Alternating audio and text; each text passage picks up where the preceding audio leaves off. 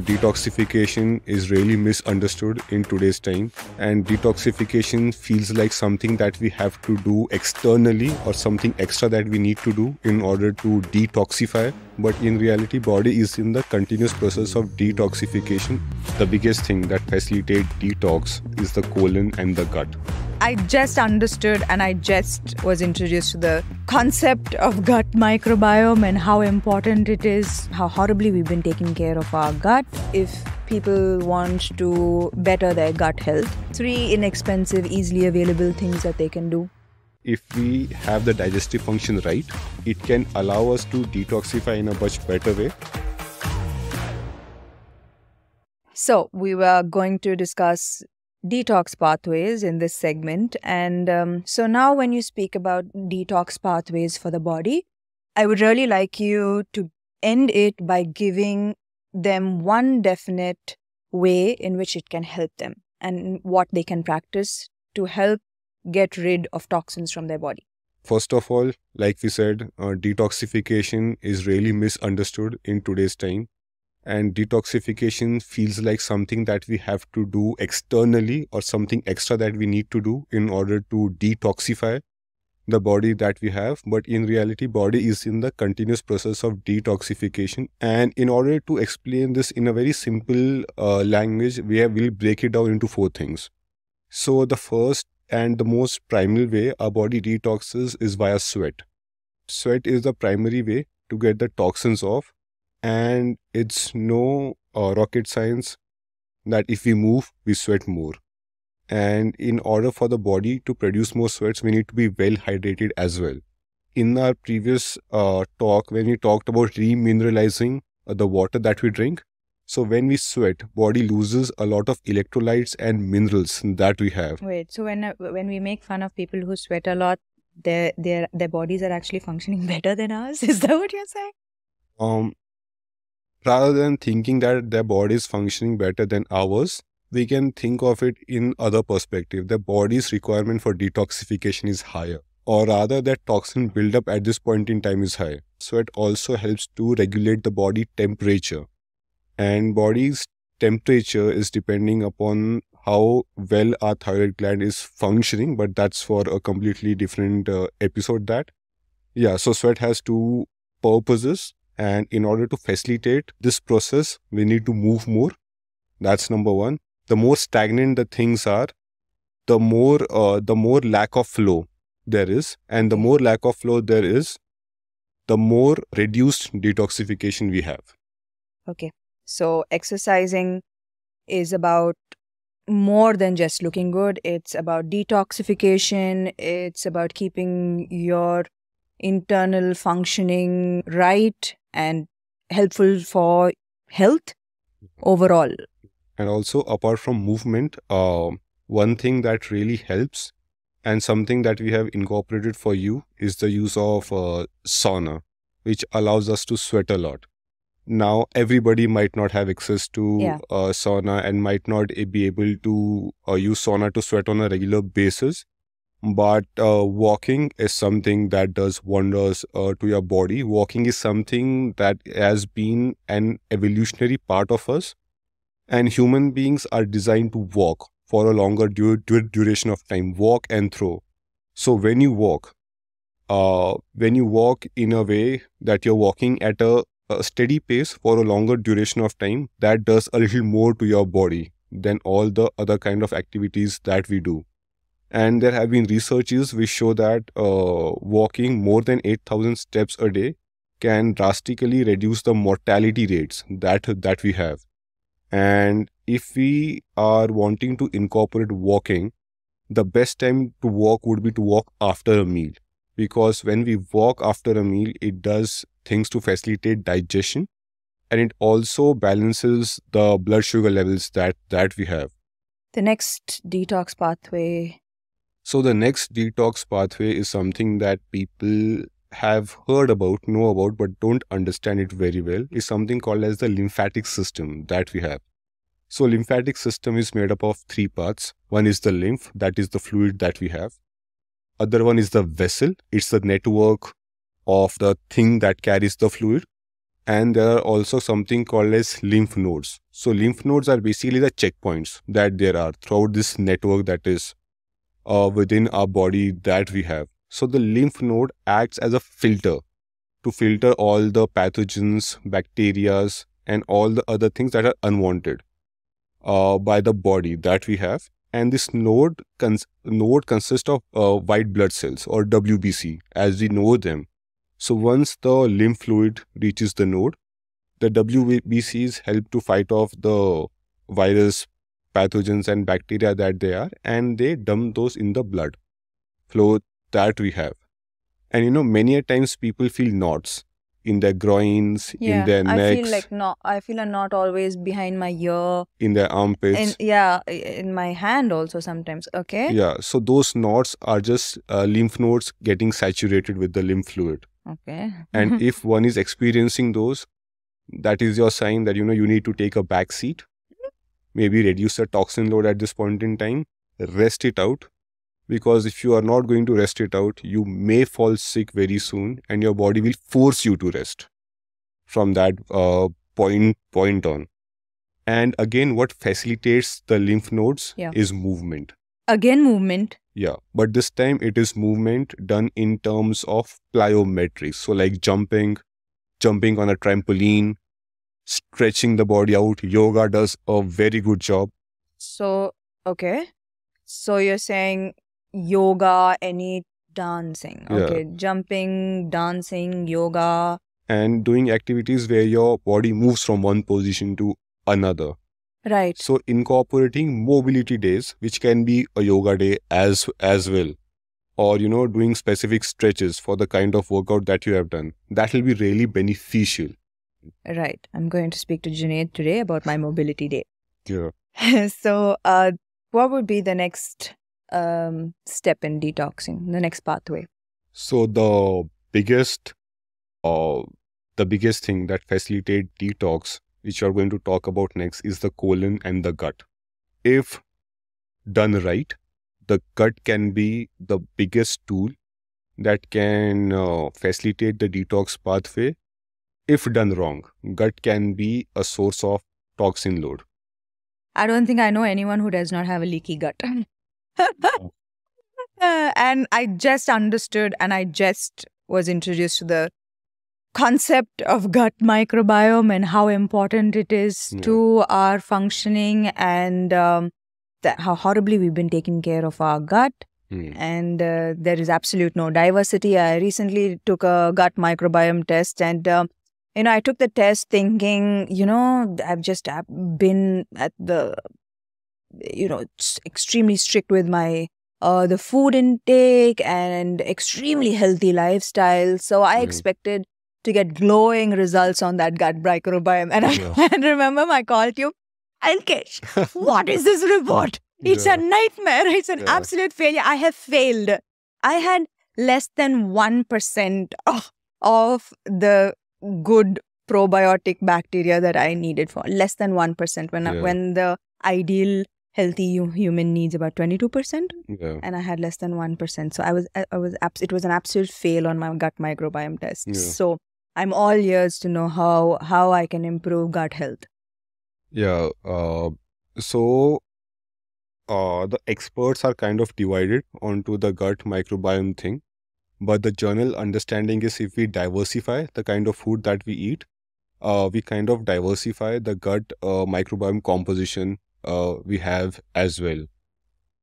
From my experience, what I feel is we should eat food that are not gut irritants for us, and within that spectrum, we should eat all the things that we can accommodate to have a diversified gut microbiome. Having said that, when you said gut irritants, it's like that things that make you bloated, things that cause pain, uneasiness. So that would be microbiome irritants. Yeah. Right? And other gut irritants. Yeah. So, okay. So now to improve my gut microbiome, for a healthy gut, you introduced a few fermented foods for me, like sauerkraut and what else there was? Kimchi. Kimchi.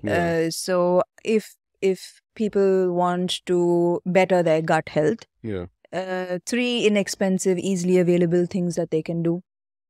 Yeah. So fermenting the food that we eat increases the bacterial content that it has, and it increases the microbiome concentrate that we have within our gut.